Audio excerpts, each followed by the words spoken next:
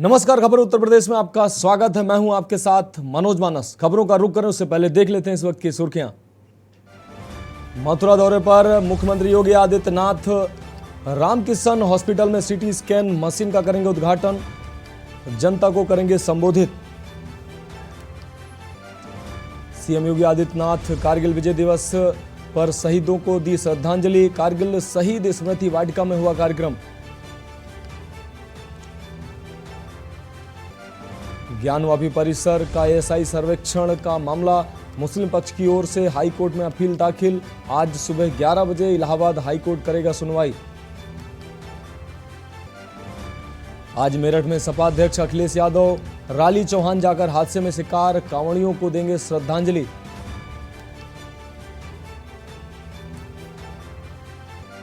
Balance of power बनने पर सरकार में शामिल हो सकती है बसपा। 4 राज्यों में विधानसभा चुनाव के साथ गठबंधन के खोले द्वार। मध्य प्रदेश राजस्थान में मजबूती से लेगी टक्कर। और यूपी के कई जिलों में बढ़ रहा आई फ्लू का प्रकोप। अस्पतालों में लगातार बढ़ रहे मरीजों की संख्या। बारिश के बाद आई फ्लू ने बढ़ाई दहशत। आप देख रहे हैं के न्यूज, खबरों का सारथी।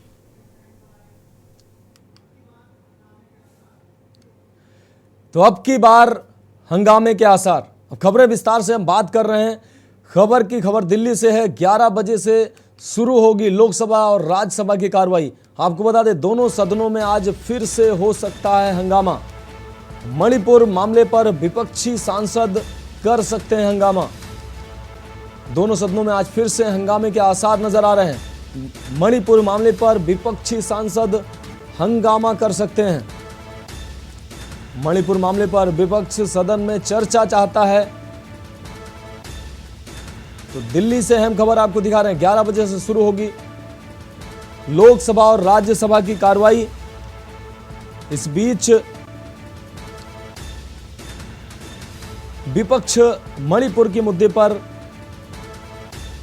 वार्ता चाहता है। हालांकि केंद्रीय गृह मंत्री अमित शाह ने इस मसले पर चर्चा के लिए कल पत्र भी लिखा था और सहयोग की भी अपील की थी।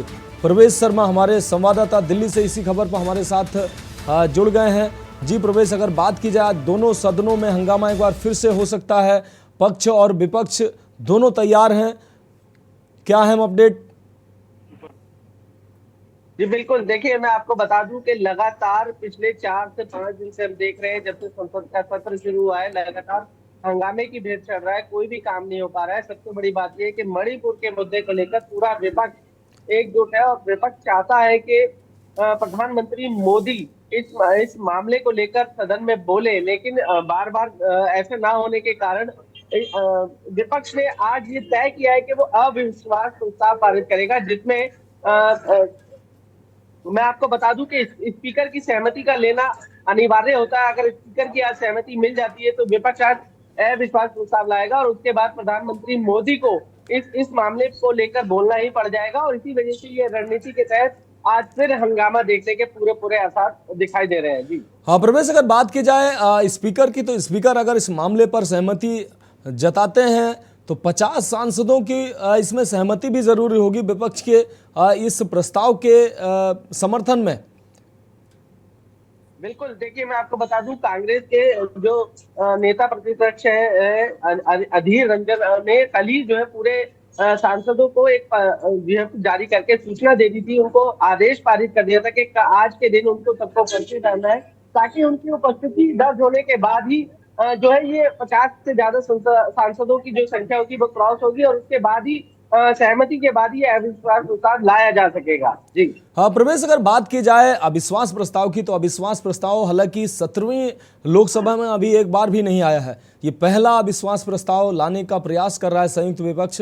हालांकि विपक्ष को भी पता है कि इस अविश्वास प्रस्ताव की कोई मायने नहीं है, क्योंकि भारतीय जनता पार्टी पूर्ण बहुमत में है। लेकिन यह हो सकता है कि अविश्वास प्रस्ताव लाने का ये मकसद हो सकता है, जैसा कि आपने बताया, कि प्रधानमंत्री के द्वारा वो सुनना चाहते हैं मणिपुर के मामले के बारे में, प्रधानमंत्री बोलें, कुछ ऐसा चाहते हैं, इसलिए अविश्वास प्रस्ताव लाया जा रहा है, क्योंकि उसमें प्रधानमंत्री को बोलना ही पड़ेगा।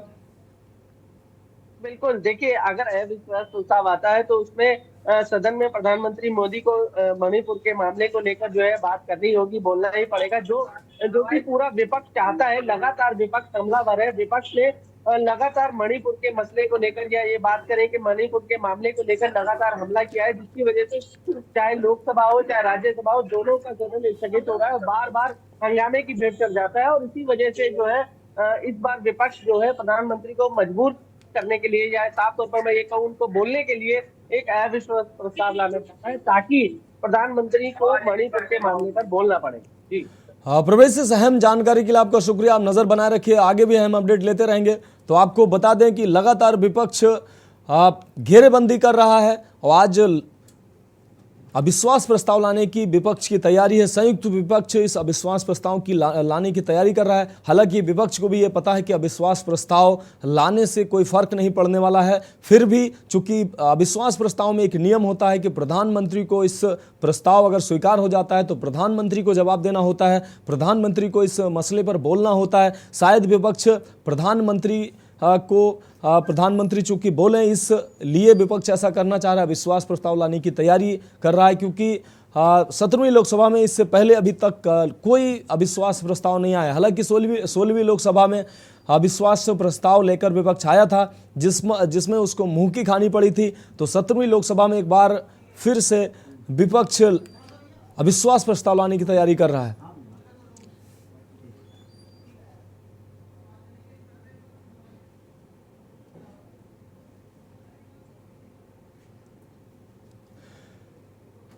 तो अब बात करेंगे सर्वे पर सुनवाई।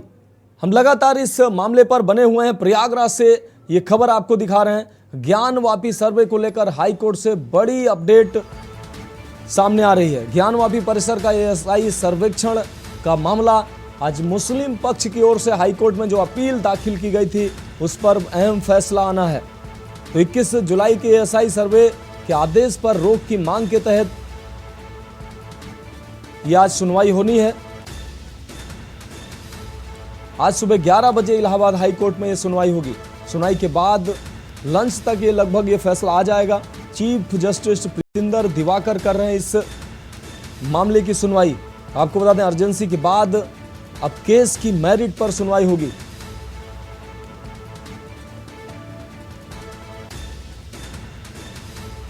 तो दोपहर 2 बजे तक इस मामले में फैसला आ सकता है। इस मामले पर हमारे साथ प्रयागराज से राहुल मिश्रा हाईकोर्ट के बाहर से लाइव जुड़े हुए हैं। साथ ही बिकी डे संवाददाता वाराणसी से हमारे साथ जुड़े हुए हैं।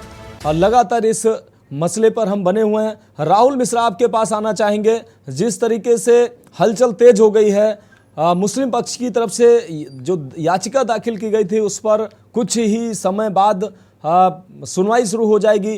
क्या अहम अपडेट आपके पास है? कैसी हलचलें अभी तक नजर आ रही हैं? आप हाईकोर्ट के बाहर हैं। के न्यूज जो अपने दर्शकों को दिखा रहा है, सुबह 9 बजे से लाइव दिखा रहा है। और जो स्पॉट पे जहां पे सुनवाई होनी हाईकोर्ट जहां पे है वहां पे खड़े होकर के न्यूज दिखा रहा है। इसको जब तस्वीर दिखा रहा हूँ कि हाईकोर्ट के जस्ट सामने खड़ा हुआ हूँ कि जहां पर गेट नंबर 3 पर जो अभी हम खड़े हुए हैं। और वहीं पे बता दें कि इनके जो वकील हैं सौरभ तिवारी, जो अभी कुछ 9:15 बजे लमसम अंदर गए हैं और उनका कहना है कि हमारी फाइल जो है 9:30 बजे बेंच पे रखी जाएगी और उस पर सुनवाई होने वाली है। और 11 बजे से 11 बजे तक जो बहस होगा, बहस होने के बाद लंच के बाद जो है इसका फैसला क्या आता है, ये सुनने के लिए, ये देखने के लिए मुस्लिम पक्ष और जो हिंदू पक्ष है दोनों पक्ष हैं। और यहाँ पर जो प्रशासनिक अमला कहें, वो प्रशासनिक अमले अपना छावनी बनाए हुए हैं कि कोई अपनी घटना न घटे। इसको देखते हुए पुलिस सुबह से चुस्त और दुरुस्त दिखाई दे रही है। और जो जजमेंट है, जजमेंट के ऊपर सबकी निगाहें हैं, सबके जो कान हैं खड़े हुए हैं कि क्या आ सकता है, इसमें क्या फैसला आएगा। क्योंकि कहीं ना कहीं हिंदू पक्ष ये कह रहा है कि हम तो यहाँ पे भी जीतेंगे, क्योंकि हिंदू पक्ष जो मजबूती के साथ लड़ रहा है तो वो उसे कहीं ना कहीं लग रहा है कि हम संभवतः हमारे पक्ष में फैसला आ सकता है। पर लेकिन हम ये कही नहीं जा सकती कि क्योंकि यहाँ जो कोर्ट का फैसला है वो उसे देखते हुए आज लमसम 11 से 2 बजे के बीच में क्या होता है ये फैसला आ जाएगा। और यहाँ पर जो है दोनों पक्ष के वकील जो है एंट्री कर चुके हैं, और जो यहाँ के हिंदू पक्ष के वकील और मुस्लिम पक्ष के राहुल, वकील हैं, वो दोनों एंट्री करने के राहुल, बाद उनके 9:30 स्टाफ बजे से रहने। सुनवाई होनी थी, लगभग 10 बज गए हैं। अभी तक कुछ अहम अपडेट निकल कर सामने आया है इस मसले पर? जी आपसे बता दें कि जो मीडिया को आज जाना, जो कोर्ट के अंदर, हम कोर्ट के बाहर खड़े हुए हैं, गेट नंबर 3 पे खड़े हुए, बता दिया, इससे पहले बताया था और अभी बता रहे हैं, अभी तक जब तक कोई फैसला नहीं आएगा तो कोई अंदर से अपडेट इतना है, कि जो फाइल है वो बेंच पे रखी गई हुई है। राहुल, आप हमारे साथ बने रहिए। हमारे संवाददाता विकी डे वाराणसी से सीधा हमारे साथ जुड़े हुए हैं, मंदिर परिसर के बाहर से विकी डे हमारे साथ जुड़े हैं। विकी डे, वाराणसी की अगर बात करें, वहाँ कैसी हलचल है? सुनवाई शुरू हो चुकी है, कुछ ही देर में कुछ अहम फैसला आ सकता है। वहाँ की क्या तस्वीरें साफ तौर से सामने आ रही, क्या अहम अपडेट है आपके पास? बिल्कुल, आपको बता दें कि अब से कुछ ही देर में जो है हाईकोर्ट में सुनवाई शुरू हो जाएगी 10:30 बजे। आपको बता दें 21 जुलाई को जिला अदालत द्वारा वजू थाने को छोड़कर पूरे परिसर का सर्वे कराने का आदेश दिया गया था, जिसके बाद 30 सदस्यीय एएसआई की टीम वाराणसी पहुंचती है और लगभग 5 घंटे सर्वे करती है। सर्वे करने के बाद वही दूसरी तरफ बात करें मुस्लिम पक्ष की, सर्वे के विरोध के लिए एक रिट पिटीशन दाखिल करती है सुप्रीम कोर्ट में, जिसके बाद बुधवार आज 26 जुलाई तक की शाम 5 बजे तक रोक लगा दिया जाता है और जिसकी सुनवाई कल भी हुई और आज पुनः एक बार फिर सुनवाई हो रही है। 10:30 बजे शुरू हो जाएगी सुनवाई, जो है रोक इस पे 5 बजे तक लगी हुई है। सुनवाई के बाद यहाँ क्या कुछ निकल के आता है इसके बाद पता चल जाएगा, कुछ देर का इंतजार और करना होगा। आपको बता दें हिंदू पक्ष जहाँ इसको शिवलिंग आकृति जो यहाँ प्राप्त हुई, इसको हिंदू पक्ष जो है इसको शिवलिंग कह रहे हैं, वही दूसरे पक्ष जो है फुआरा बता रहा है, लेकिन मुस्लिम पक्ष जो है यहाँ पे बता रहे हैं कि इस मस्जिद के बारे में। विकी, आप हमारे साथ, विकी आपका शुक्रिया, आप नजर बनाए रखिए, आगे भी आपसे अहम अपडेट लेंगे। राहुल, आपका भी शुक्रिया। तो आपको सीधा ले चलते हैं दिल्ली के प्रगति मैदान, जहां पर प्रधानमंत्री कॉम्प्लेक्स सेंटर का उद्घाटन कर रहे हैं। सीधी तस्वीरें हम वहां से अपने दर्शकों को दिखाएंगे। पूजा का जो महत्व है वो सनातन परंपरा का एक अभिन्न हिस्सा है और वास्तु को देव के रूप में हमारी परंपरा में पूजित किया जाता रहा है और उसी परंपरा के तहत ये जो हवन पूजा का कार्यक्रम, किसी भी भवन के निर्माण में जितने भी क्षति हुई है जीव जंतुओं की, उनकी आत्मा की शांति के लिए ये जो प्रार्थना और पूजा का कार्यक्रम है वो पारंपरिक तौर पर किया जाता रहा है और उसी परंपरा का हिस्सा आप देख रहे हैं कि आज सुबह वैदिक मंत्रोच्चार के बीच में प्रधानमंत्री नरेंद्र मोदी जी ने राष्ट्र की तरफ से ये पूजा हवन का कार्यक्रम है इसमें सम्मिलित हुए हैं और आज शाम इस परिसर को राष्ट्र को संबोधित किया जाएगा, जो कि न केवल नई दिल्ली, न केवल एक राज्य के रूप में दिल्ली, बल्कि भारत को एक अंतर्राष्ट्रीय स्तर पर एक वैश्विक कन्वेंशन और एग्जीबिशन सेंटर के रूप में स्थापित करने में एक बहुत बड़ी भूमिका अदा करता हुआ नजर आएगा। इसके आर्थिक मायने भी हैं, सांस्कृतिक मायने भी हैं, क्योंकि जिस तरह से कहा जा रहा है कि भारत की संस्कृति को केंद्र में रख करके इस भवन का निर्माण किया गया है, अत्याधुनिक तकनीक का इस्तेमाल करते हुए तकनीक का संगम कैसे संस्कृत के साथ होता है और जो भारत की अवधारणा है वसुधैव कुटुंबकम की, उसको केंद्र में रखते हुए कैसे आप भारत को आर्थिक प्रगति के एक नए इंजन के तौर पर विकसित करने की दिशा में आगे बढ़ते हैं। प्रगति से गति की जो पूरी अवधारणा है उसको कैसे आप ज़मीन पर ले आते हैं, उसकी एक वानगी आपको इस कॉम्प्लेक्स के ज़रिए स्पष्ट रूप से देखने को मिल सकती है, जिसको अत्याधुनिक अति सुरक्षित परिसर के रूप में स्थापित किया गया है। और अगर देखें तो गति और प्रगति के ध्येय वाक्य को लेकर राष्ट्र निर्माण में जुटे हुए, राष्ट्र के संकल्पना को, जगतगुरु की संकल्पना को साकार करने के महासंकल्प को की साधना करते हुए प्रधानमंत्री नरेंद्र मोदी ने आईटीपीओ कॉम्प्लेक्स के नए आईईसीसी परिसर में उन्होंने पूजा अर्चना की। अनुराधा नक्षत्रे वृश्चिकराशौ जातस्य नरेंद्र दामोदर मारुति नामधेयस्य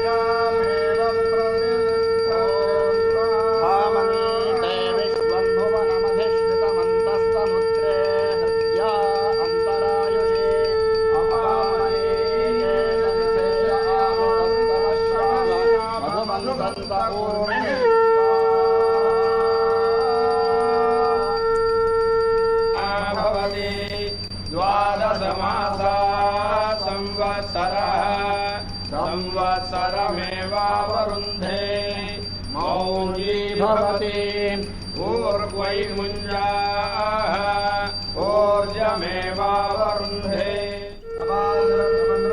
विश्वरतेन विश्रावरुणासचेते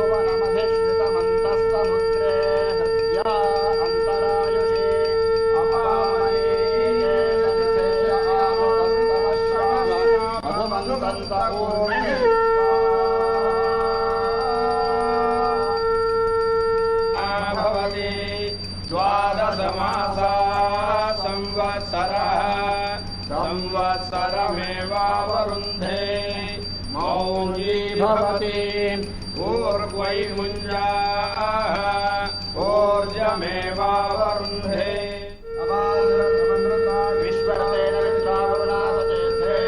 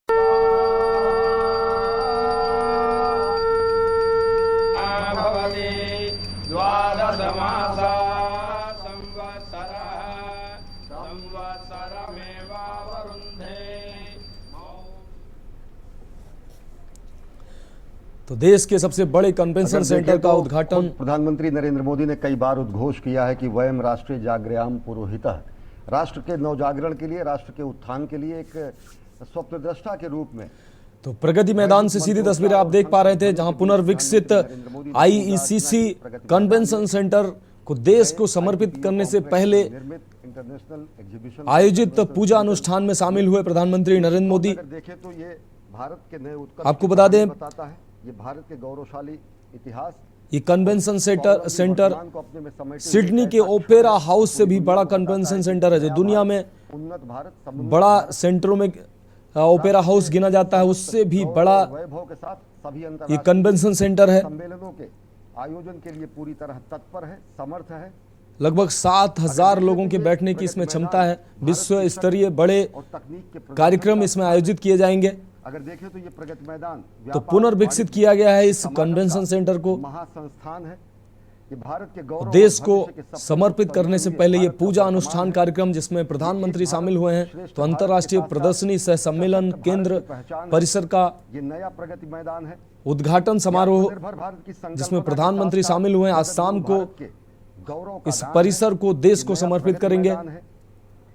तो प्रगति मैदान में स्थित ये परिसर काफी भव्य और विकसित बनाया गया है, पुनर्विकास इसका किया गया है।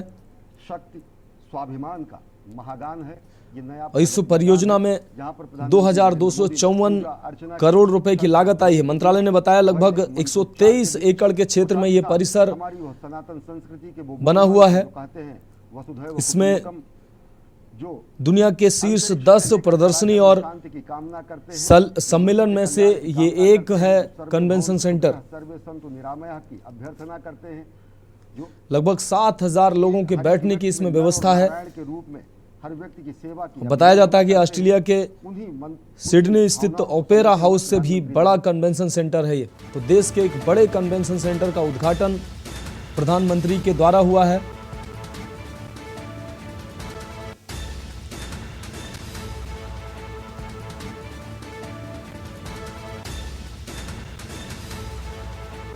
तो तो आज शाम देश को समर्पित करेंगे प्रधानमंत्री इस ITPO कन्वेंशन सेंटर को।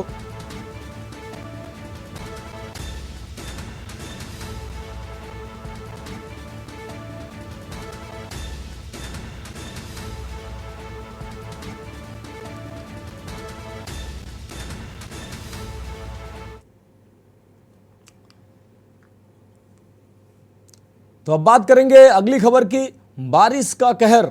हम बात कर रहे हैं जगह जगह जिस तरीके से बारिश का तांडव है। फिलहाल गाजियाबाद से खबर आपको दिखा रहे हैं। तेज बारिश से दिल्ली मेरठ एक्सप्रेसवे पर जल भरा हुआ है। भारी बारिश से कई इलाकों में सड़कें तालाब बनी नजर आ रही हैं। रात से हो रही बारिश के चलते भारी जल जमाव हुआ है। दिल्ली NCR में सुबह से ही जोरदार बारिश हो रही है। नोएडा के सभी स्कूल इस दौरान बंद कर दिए गए हैं। वहीं दिल्ली मेरठ एक्सप्रेसवे पर भी पानी भरा हुआ है। तो सड़कें तालाब नजर आ रही हैं। जिस तरीके से लगातार रात से ही बारिश हो रही है, दिल्ली NCR में भी सुबह से झमाझम बारिश हो रही है। ऐसे में सड़कें तालाब नजर आ रही हैं। तो गाजियाबाद और दिल्ली NCR में सुबह से ही बल्कि रात से ही झमाझम बारिश हो रही है। लगातार बारिश से सड़कें तालाब बनी नजर आ रही हैं।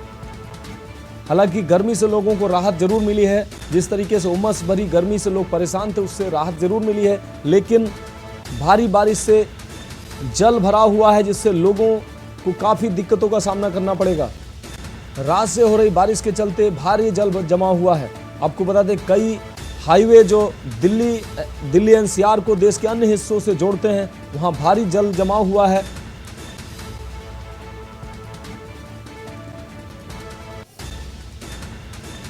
दिल्ली NCR में सुबह से ही जोरदार बारिश हो रही है। बारिश की वजह से सड़कें तालाब नजर आ रही हैं। नोएडा के सभी स्कूलों को एहतियातन बंद कर दिया गया इस भारी बारिश की वजह से। तो दिल्ली मेरठ एक्सप्रेसवे पर भी भारी जल भरा हुआ है। तेज बारिश से दिल्ली मेरठ एक्सप्रेस पे पानी भरा है। गाजियाबाद से इस वक्त की अहम खबर आपको दिखा रहे हैं। भारी बारिश से कई इलाकों में सड़कें तालाब नजर आ रही हैं। रात से ही हो रही बारिश के चलते ये जल भरा हुआ है। गर्मी से जरूर लोगों को निजात मिली है, लेकिन जल भराव से बड़ी परेशानी सामने आई है। नोएडा के सभी स्कूलों को एहतियातन बंद कर दिया गया है बारिश को देखते हुए। गाजियाबाद से इस वक्त की अहम खबर दिखा रहे हैं। दिल्ली NCR में सुबह से जोरदार बारिश हो रही है। साथ ही आपको बता दें, दिल्ली NCR के पूरे क्षेत्र में ये झमाझम बारिश हो रही है। दिल्ली मेरठ एक्सप्रेस पर पानी भरा है। सड़क तालाब की तरह नजर आ रही है। तेज बारिश से दिल्ली मेरठ एक्सप्रेसवे पर भारी जल जमा हुआ है। भारी बारिश से कई इलाकों में सड़कें तालाब नजर आ रही हैं। रात से हो रही बारिश से भारी जल जमा हुआ है। नोएडा में सभी स्कूलों को एहतियातन बंद कर दिया गया है।